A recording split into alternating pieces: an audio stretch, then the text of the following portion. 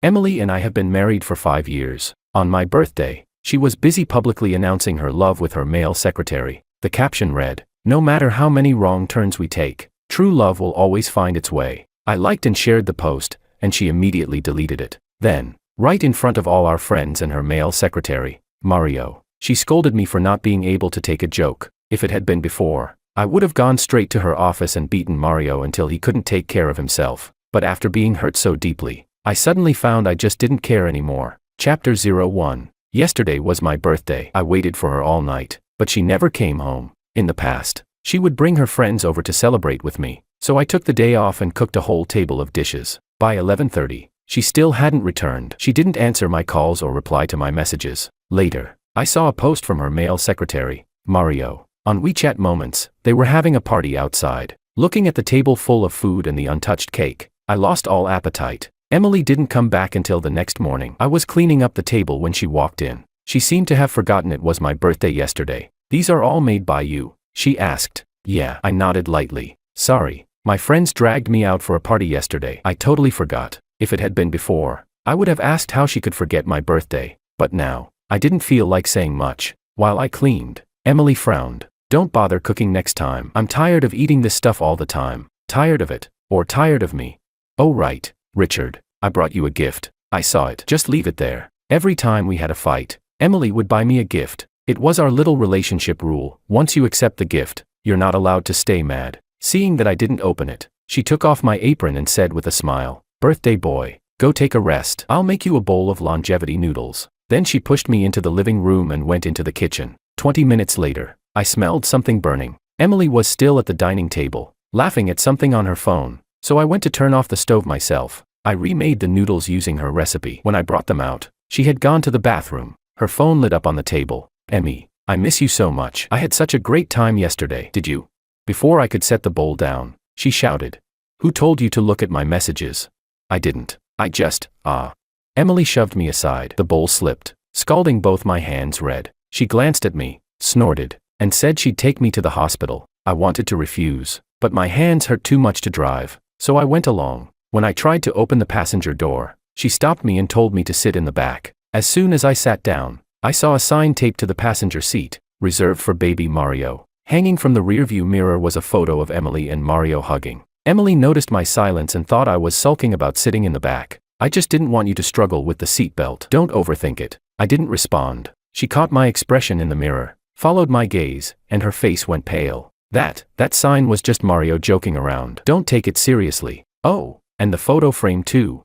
The car fell silent, except for the sound of the radio. Chapter 02. This was taken during a team building event. Mario said I looked good in it, so he hung it up. "It does look good," I replied, then turned my head toward the window. Through the rearview mirror, Emily looked at me, confusion flickering in her eyes. "Aren't you mad?" "Mad? Why should I be?" I thought about it. Back then, I definitely would have been furious. I'd have ripped the photo and sticker off, thrown them away, and fought with Emily for hours. But now, I just didn't care anymore. To be honest, I barely cared about Emily herself these days. So why would I be jealous?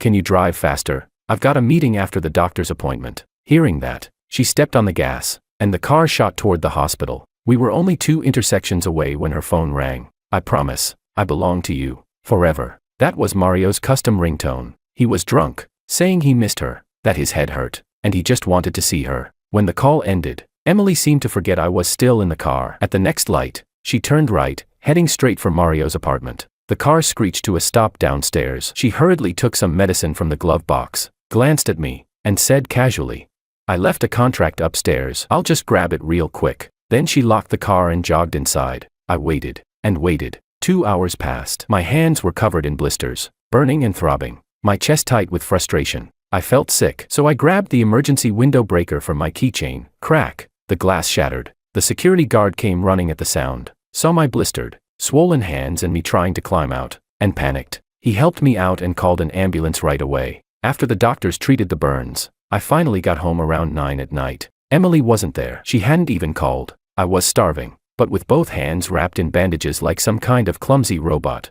I had no choice but to order takeout. Half an hour later, just as I started eating, Emily came home. She glanced at me and said, "You only ordered one. What am I supposed to eat?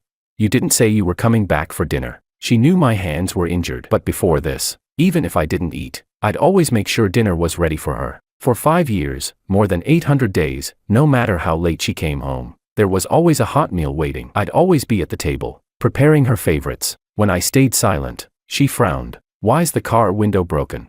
Do you know how embarrassing that looked in front of my client?" I shrugged, lowered my head, and mumbled between bites.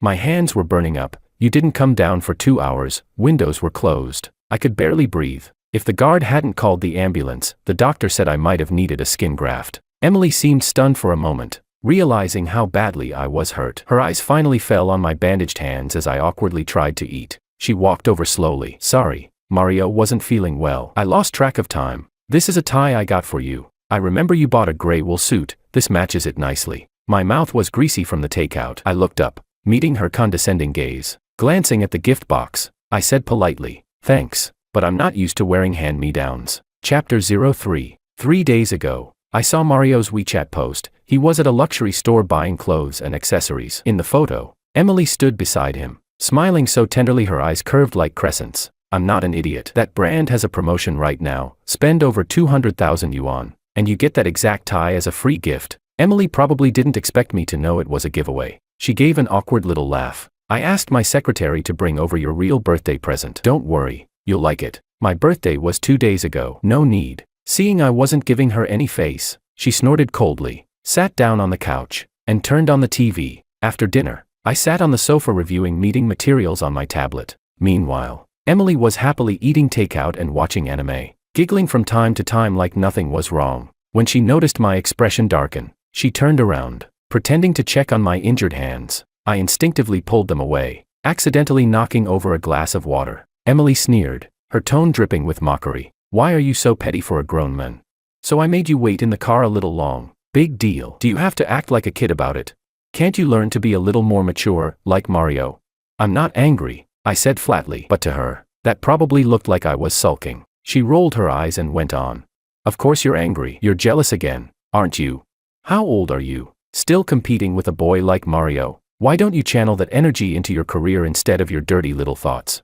"I'm 29. Mario just graduated from college." Every time we fought, she'd say the same thing, that I was older but less mature than that kid, that my head was full of filthy suspicions. She'd claim she only saw Mario as a younger brother, then sit back and watch me get flustered defending myself, enjoying the twisted pleasure of being cared about. But not this time. This time, I didn't bother explaining. I didn't even say the usual line, "Then let's just get divorced." "What you think is your problem?" I said quietly, setting down the tablet and standing up. I slung my bag over my shoulder, ready to leave this cold, empty home for a bit of air. In the past, whenever we slept in separate rooms or I stormed out to crash at an internet cafe, Emily never stopped me. But this time, she followed me to the elevator, pressing a hand against the door to block me. "It's so late, where are you going?" I made up something on the spot. "There's a project at work. My team's pulling an all-nighter to meet the deadline. I can't just sleep at home while they're grinding, can I?"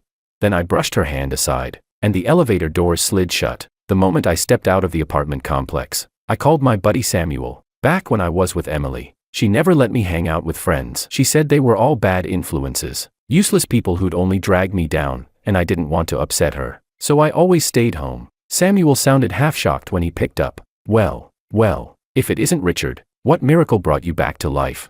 "Midnight snack." "Whoa, who are you and what have you done with Richard?" "I'm serious. You in or not?" "If you're inviting me, I'm definitely in." An hour later, we met up at the old barbecue place we used to go to back in college, only this time, he'd brought 2 more people along. Chapter 04. The 4 of us had been college roommates, same dorm, same campus, same late-night instant noodles. After graduation, we all stayed in the same city. "So what's the occasion? How come you're out for a midnight snack? Your wife finally let you off the leash?" "From now on, I'm free anytime you call." "For real?" "Absolutely. Can't drink because of the injury. So cheers with soda instead." "Come on, bottoms up." They could tell something was off with me, so they didn't press. We talked about everything, the old days, graduation, work. It had been years since we'd all hung out, and the night was buzzing with laughter. My phone lit up suddenly. 2 WeChat messages from Emily. When I didn't respond, Samuel raised his brows. "Bro, your wife's blowing up your phone and you're just ignoring her." Everyone knew I'd been dating Emily since college, and that I used to bend over backward not to upset her. But now, I just didn't care anymore. Not only did I ignore her messages, after dinner, I suggested hitting a KTV for a proper get-together. It was 4:30 a.m. when I finally got home. Emily was still in the living room, watching anime. She glanced at me, and I said nothing, just went straight to the shower. When I came out, she walked in, slipped off her nightgown, and pressed her lips to mine. For a moment, my mind went blank. Then I pushed her away. Emily looked utterly shocked, her eyes filling with tears. Richard, what's that supposed to mean? I'm the one making the move here. It's my ovulation period. We'd been married 5 years. No kids. We'd both been checked, nothing wrong physically. But Emily rarely let me touch her. Only during these few days each month would she suddenly become interested. I dried off, opened the door, and said, "It's late. I'm tired. You should rest too." The same line she'd used on me countless times, but now it came from my mouth. Ignoring her darkened expression,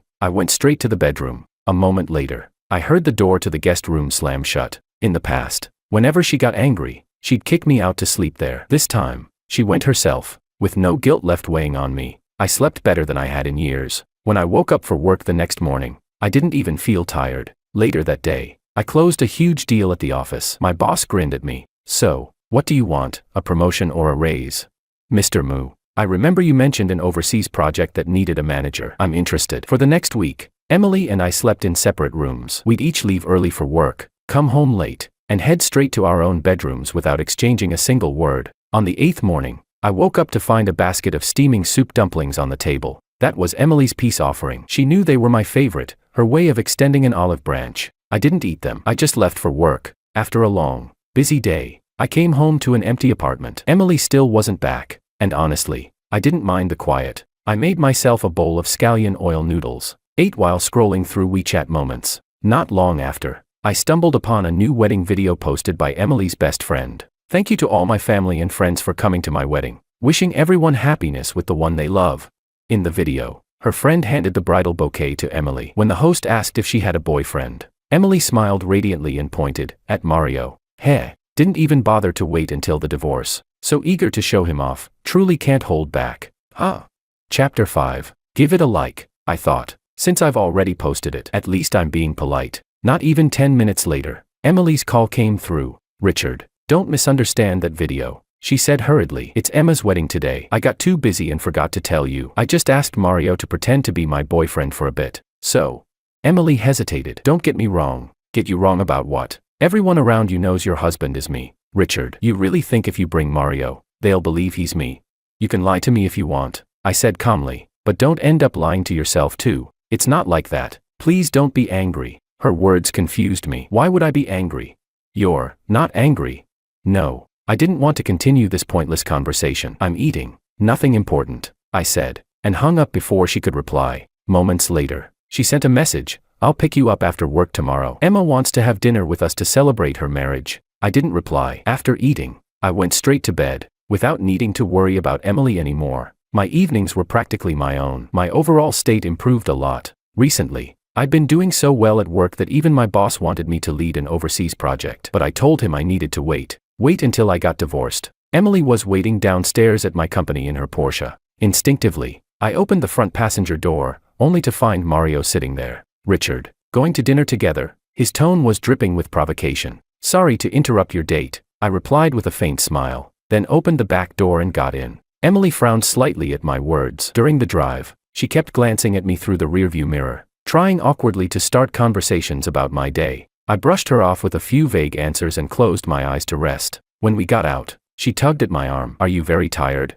"Oh, just busy with work," I said casually, and walked ahead without waiting for her. She sighed and followed behind. As soon as we entered the private room, Emma came up with exaggerated enthusiasm. "Oh, Richard, you not coming to my wedding was literally the only flaw in my perfect day. Come, sit." Emma had helped Emily cover up for her many times before. Tonight's dinner was probably no exception. "No need to be so polite," I smiled. "If anything, I owe you my congratulations." "I'm really sorry," I added. "If I'd known you were getting married, I definitely would have come." "Emma, congratulations on your marriage," Emily chimed in. "Let's all toast to Emma together." Just as I was about to refuse, Emma glanced at my hands. No need," she said quickly. "Richard's hand is injured, he probably can't drink. I'll just take the sentiment." It was only then she noticed the bandages on my hand. Her face flushed red in embarrassment. After we sat down, Emily sat next to me and started serving me food. Seeing that, Mario moved to sit on her other side, jealousy flickering in his eyes. Dinner went on without much incident, except for Mario's occasional attempts to assert his presence. Emma, however, seemed surprised by my calm demeanor. In the past, I'd never hesitated to call her out whenever she helped Emily deceive me, and I'd always made a scene. But this time, I even joked with her, making her laugh until she promised. Next time, dinner's on me. I never realized you were actually this funny. Richard. Chapter 6. Just as the dinner party was in full swing, the restaurant owner knocked on the door and came in to ask if we were satisfied with the food. Then, casually, he added, "Miss Emily, shall we deduct tonight's bill from the membership card you and Mr. Mario have on file?" The once lively private room instantly fell silent. Everyone's eyes subtly turned toward me. "Just take it from the card," I said with a faint smile. "Emma just got married. I didn't even give her a gift. I can't let the bride pay for dinner too." After that, I smiled and excused myself to go to the restroom. Emily hurried out after me, her tone unusually anxious. "Richard, we had a lot of client dinners here for work. Since we always come to this place, Mario and I just made a membership card together. Don't get the wrong idea." I shook my head. "Do I really look that petty to you?" Without waiting for her to respond, I went straight into the restroom. When I came back, everyone was taking turns toasting Mario. Emily was standing protectively in front of him, drinking glass after glass on his behalf like a mother hen shielding her chick. Old memories started flooding back. Around this same time last year, we'd also been in this private room. Her friends had taken turns pressuring me to drink. Halfway through, I felt a stabbing pain in my stomach, but Emily didn't even glance at me. She just mocked. "A grown man can't handle a little alcohol. Stop pretending. You're ruining the fun." Then she even joined those so-called friends, holding me down and forcing me to drink one glass after another. When the dinner finally ended, my face was pale as a sheet. I collapsed to the floor, vomiting a mouthful of dark red blood before being rushed to the hospital. The doctor said I had an alcohol allergy, and since I rarely ate properly, the excessive drinking had caused a gastric perforation. Emily looked at me lying weakly on the hospital bed, and instead of showing concern, she scolded me. "You're pathetic. Who gets a stomach perforation from a few drinks? You embarrassed me in front of everyone. Useless. Absolutely useless." The bitter memory sent a wave of anger surging through me. Without saying a word, I turned and left the dinner early. When I got home and sat down, Emily burst in, slamming the door open with a furious glare. "Richard, are you insane? You just left without saying a word. It was supposed to be a celebration for Emma's wedding, but you had to ruin the whole mood, didn't you?"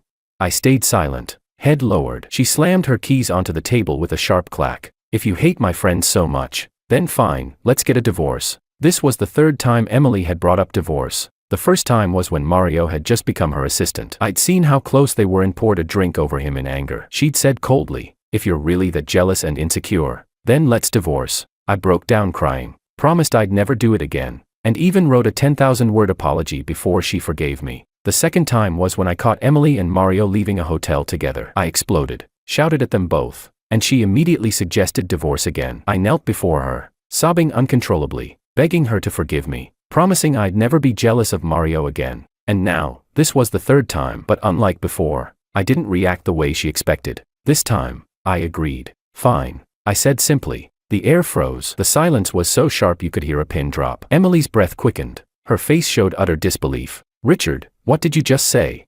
I said I agree. "Let's divorce." I opened my backpack, ready to pull out the freshly drafted divorce agreement my lawyer had prepared. Chapter 7. Out of nowhere, Emily suddenly snapped, throwing the tissues and car keys from the table straight at me. "What did you just say? You want to divorce me, Richard?"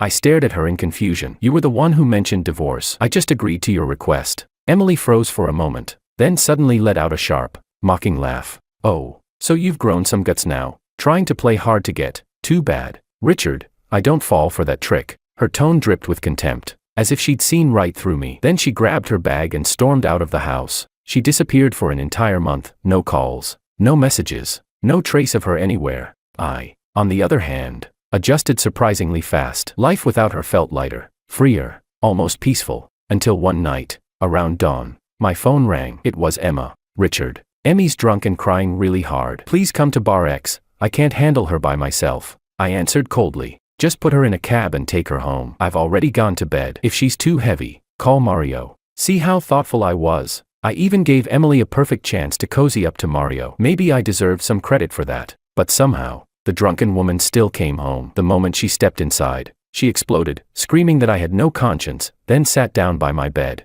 just staring at me in silence. It creeped me out so much I barely slept that night. After that, Emily changed completely. She started coming home on time every day after work, even bringing me different kinds of afternoon tea to my office, each time buying enough for the whole department. Back then, I used to overthink everything. She'd casually toss me a trinket, and I'd treasure it like it was gold, even posting about it on my social media. But this time, no matter what gifts she gave, I didn't post a single thing. It was as if the topic of divorce had never been mentioned. But pretending it hadn't happened didn't mean it truly hadn't. I quietly went to see a lawyer. That Friday after work, Samuel invited me to their company's new private club. It was my first time in such a luxurious place. I actually got lost in the halls. As I stood by a private room, looking around, someone suddenly hugged me from behind. "Richard, did you come looking for me?"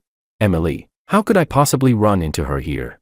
Her face was full of surprise and excitement. Her features softened under the dim, suggestive lighting. "I called you and you wouldn't come. I was just about to head home. But since you're here, stay and have some fun with us." Before I could respond, she pulled me into the private room. Mario, thinking Emily had returned alone, immediately stood up and reached for her hand. The moment he saw me, his smile froze. "Richard, you actually came here, to a club," he said, stressing the next words. "Did you come with someone?"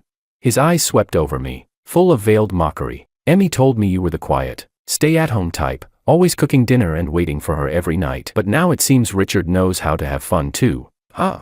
My gaze fell on the necklace around his neck. My heart sank. That was the gold pendant I'd given her last Valentine's Day, a limited edition piece from a luxury brand. At some point, Emily had stopped wearing it. When I'd asked where it was, she'd brushed me off impatiently. "It's just a necklace. Who knows where I put it?" When I pressed her again, her expression twisted into anger. "For God's sake, it's just a damn necklace. Why do you keep asking about it? It was ugly anyway. I never even liked it. Lost is lost. You give me a gift and then won't shut up about it. What's wrong with you, Richard? Are you crazy?" Chapter 8. So she gave it to him. It was the first time Emily formally introduced me to her clients, and I could only greet them one by one. I didn't expect those clients to start complimenting us as a perfect match. The woman blushed until her face looked like a red apple. After the greetings, I sat down and ate some fruit from the platter. Mario took the initiative to sit beside me and strike up a conversation, his fingers constantly twirling a pendant. Seeing me staring blankly at the pendant, Emily nervously tugged at my sleeve and whispered, "The last time we went to that seaside event, Mario didn't have any accessories, so I lent him this pendant. I got too busy afterward and forgot to take it back, but I was just thinking about what to order for lunch tomorrow. The sweet and sour pork I had today was pretty good, and yesterday's fried chicken wasn't bad either. Oh, it's just a pendant. If you forgot to take it back, let it go. Don't be so stingy. Richard, when are you getting here? Everyone's already arrived, and there's someone you'd never expect to see. Come on, hurry up." Samuel was urging me. I turned to Emily and said, "You guys keep having fun. I have something to take care of first." Before Emily could say anything, Mario reached out to stop me. "Richard, you're not jealous about me and Emmy, are you? We're just colleagues. It's not what you think." What kind of person waves their hand right in front of someone's face when trying to stop them? I had already seen the ring on his finger. When Emily and I were shopping once, we passed by a jewelry store. I suggested that since we'd been married for a while but never bought matching rings, we should get a pair. I dragged her inside, but just as I was trying on a ring, she answered a call from Mario and left without even saying goodbye. The ring I tried on that day, that's the one, and the matching one is on Emily's hand. When Emily saw that I had noticed the rings, she panicked and tried to explain, but I simply pushed her toward Mario's arms. "Congratulations to you both for finding your match. Those who aren't loved should take the initiative to step aside. Mario, I'll finalize the divorce with Emily soon. Make sure to save me a seat at the main table for your wedding banquet." I smiled naturally, without a trace of sadness on my face, without caring about anyone's reaction in the room. I walked out alone. Emily broke free from Mario's embrace and rushed after me. Her face, once rosy with blush, was now completely pale. She followed behind me and said anxiously, "Richard, listen to me. It's not like that." I didn't understand what she meant and asked, "What's there to explain? You two seem so happy together. I sincerely wish you the best." "It's not like that. There's nothing between Mario and me. The ring, I just asked him to help me buy it. I didn't know he bought one for himself too. If you don't like it, I'll just throw it away." Then she yanked off the ring and flung it hard. People walking by stopped and stared, whispering about her emotional outburst. I frowned and said, "Emily, you're an adult. Whatever this is, we can talk about it after I finish with my friends." Calm down. It had been like this before. The first time I saw her drunk, she was collapsed in Mario's arms. The sight of their closeness drove me mad, and I stopped them in the street, shouting like a lunatic. After slapping me hard across the face, Emily said the exact same thing back then. Chapter 9. Now that those words came out of my mouth, disbelief filled her eyes. I shook off her hand. Samuel and I hung out until 3 in the morning before calling it a night. During that time, Emily kept messaging me nonstop, almost every 15 or 20 minutes. Another WeChat notification would pop up. She kept asking when I'd be done, or telling me not to drink too much, reminding me that my stomach was weak, that she'd gone out to buy me medicine, and to let her know once I felt better. She said she'd be waiting for me in the car outside the whole time. It wasn't until her 10th call that I finally picked up. Richard, are you done? I'm downstairs. Wait for me, I'll come up to get you. I already left with my friends. You should go home. Emily must have thought I was still angry and lying to her on purpose. No matter what I said, she wouldn't believe me. She insisted on coming up to find me. I had no choice but to hand my phone to a senior from the same club so she could say hello to Emily on the line. Back in our college days, Emily and I officially started dating in her junior year. But before that, she knew I'd almost gotten together with Calliope, a senior 1 year ahead of me. Before Emily could blow up, I quickly ended the call to keep Calliope out of trouble. After leaving the club, my friends and I went to an escape room and played until dawn. When we finally said goodbye in the morning, I headed straight to my favorite breakfast shop. For the past few years, I'd been so busy making breakfast for Emily every day that I hadn't been back for my favorite beef dumplings and beef soup in a long time. Just as I plugged in my power bank, my phone started vibrating nonstop. A few seconds later, Emily's name popped up again. What now? Through her sobs, Emily asked, Richard, where are you? It's 9 o'clock. Obviously, I'm at work. You're lying. I'm at your office right now. You're not here. Where are you really? I rubbed my forehead and sighed. What on earth was she trying to do? Emily, don't you have a job? What? No important projects today. And since when is it your business where I am? Seeing that I wasn't hiding my anger anymore, Emily quickly tried to explain. No, Richard, I just wanted to pick you up. Can we go home and talk, please? I thought about it. I was planning to head home anyway after breakfast, so I might as well get a ride. At the breakfast shop. Which breakfast shop? Wait, I know. Richard, just wait for me. She actually remembered which breakfast shop I liked. It didn't take long for her to arrive. When I went to open the back door, she quickly reached over and opened the front passenger door instead. Sit in the front. As soon as I got in, I noticed the photo frame was gone, and the sticker had been peeled off too. I threw it away. Don't misunderstand, Richard. It was just for fun, nothing more. Please don't. It doesn't matter. Emily suddenly slammed on the brakes and turned to stare at me. What did you say?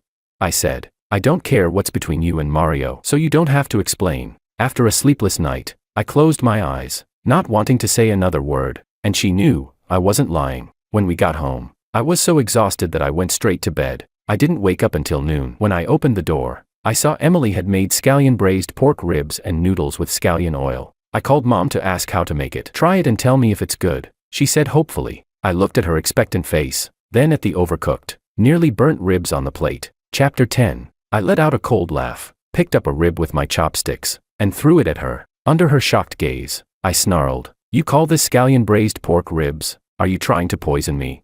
Emily didn't even care about the stains on her clothes. She started crying, saying it was her first time making it, but around this time last year, she had come home drunk. Mario had brought her back, and she said she wanted to eat the scallion braised ribs I made. After I cooked it for her, she took one bite and said, This tastes awful. I really don't understand what kind of person could like this. Then spat it out and dumped the rest into the trash. She did that just because Mario had casually said, You two seem really close. Just because she saw the hint of loneliness in Mario's eyes, she chose to hurt me. And right at that moment, Mario happened to call, said he'd been hit by a car, was all alone, and the only person he could think of was Emily. Richard, Mario just graduated. He doesn't have any friends in this city. I'll just go check on him and come right back, she said. When I get back, we can celebrate your birthday properly. Okay, let's go to that restaurant on the Pearl, the one you said you wanted to try before. Her act of being both righteous and pitiful made me sick. Before she could reach for my hand, I quickly pulled away. Got it. See you tonight. Hearing my agreement, she sighed in relief, grabbed her car keys, and rushed out. She didn't even wait for the elevator. She ran down the fire stairs. The moment she left, I started packing my things. I didn't have much, just one suitcase and a backpack. I placed the only 3 gifts she had ever given me on the table. Beside the divorce agreement and property settlement the lawyer had drafted, my signature was already on them. Standing at the doorway, I took one last look at the home I had lived in for years. After I told Emily about the divorce, she went completely hysterical, calling me nonstop. When she rushed home and saw that every trace of me was gone, she broke down crying. but I knew Emily too well. She had always been cold by nature. Within just 3 months, she completely let go of the past and stopped pretending. She and Mario no longer hid their relationship, openly affectionate in front of everyone. Their social media pages instantly became a shrine to their public displays of affection, showing off their love without restraint. 3 months after I moved out, I felt alive again, no longer the numb, lost person I had been for years. No more waking up early to make her breakfast. I could finally live by my own habits and choices, without constantly trying to please her, only to be told I wasn't doing things right. No more jealousy, no more overthinking. I started enjoying both my work and my life. Before long, the company decided to promote me. I was being transferred to head our branch office in France. One evening, my senior Calliope and Samuel organized a farewell dinner for me at a Western restaurant. We were having a great time when, to my utter disbelief, I ran into Emily and Mario there. She spotted me instantly, walked straight over, and grabbed my arm, trying to pull me outside. Thankfully, Calliope quickly stepped in and blocked her, giving me a chance to pull free. Emily, what the hell are you doing?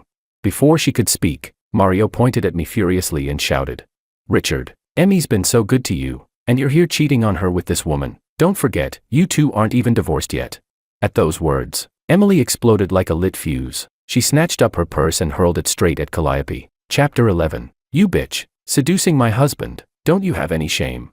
After Calliope was hit, I immediately pulled her behind me and warned Emily to stop making a scene. Mario tried to jump in again, but I couldn't hold back anymore. I stepped forward and slapped him twice across the face. You filthy bastard. A secretary who's managed to climb all the way into the boss's bed. I'm just having dinner with friends and you call that cheating. But what about you? Spending every day with my wife, what do you call that? Mario clearly didn't expect me to hit him. He clutched his face and fell to the ground. Richard, you actually hit Mario for her. Do you like this woman? Yes, I like her. I thought that after hearing me say that, Emily would finally give up, but her reaction completely stunned me. You're lying. How long are you going to keep this up? I know you're just trying to make me angry. Let's go home. I'll pretend none of this ever happened. Come on, let's go ho. Before she could finish, I took Calliope's hand and interlocked my fingers with hers, raising our hands together. Emily froze mid-sentence. She couldn't understand it, how someone who had loved her so deeply, so faithfully, for so many years, could suddenly stop caring altogether. Mario scrambled up from the floor in a panic and tried to comfort her, wrapping an arm around her shoulders, but Emily shoved him away so hard that he fell again. Ignoring Mario's cries of pain as he clutched his arm, she stood there, sobbing uncontrollably, tears streaming down her face. After a few minutes, she finally began to calm down. Richard, I understand now. I know how you feel. I was wrong. I'm sorry. Let's go home, please. I promise I'll never do it again. You'd better sign the divorce papers soon. I'm leaving the country. If you don't sign within a week, I'll have my lawyer file for divorce in court. With that, I took Calliope's hand and walked out of the restaurant. My friends, seeing us leave, quietly dispersed. Calliope followed beside me, blushing as I continued to hold her hand without letting go. Finally, she gathered her courage and asked softly, what do you mean by this? Oh. Calliope, I think I like you. Was that a confession? Yes, I like you.